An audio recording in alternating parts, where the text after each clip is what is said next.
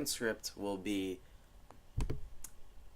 our jumping function. So I'm going to grab a when space key press block.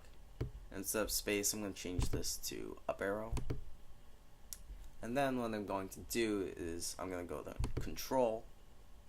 And then right after they press the up arrow, I want to check if they're actually touching the ground.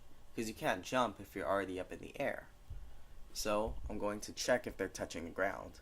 So to check if we're touching the ground, we're going to use this touching color block. So I can just duplicate that right there and put it inside that if. Okay, so now right when I press the up arrow, it'll check if it's touching the ground. And if it's touching the ground, then I'm going to go to set, grab a set block, and I'm going to change this to velocity, and I'm going to set the velocity to 8. So it's going to just set the velocity 8, and I'll make it jump in the air. So this is how you make it jump up in the air. But what we need to do is still change the velocity, because if I just set the velocity at 8, it's not going to do anything. So we still need to change the actual motion of the sprite. So I'm going to grab a change y by and put it right under the set velocity.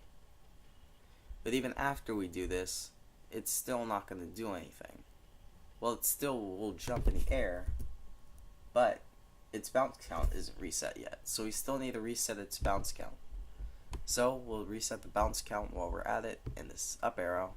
And now, if I click the green flag, jump up in the air, it'll bounce. Okay, so we have this down, but we still don't have the left and right arrow keys.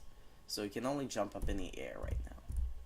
So let's add some left and right arrow key functionality.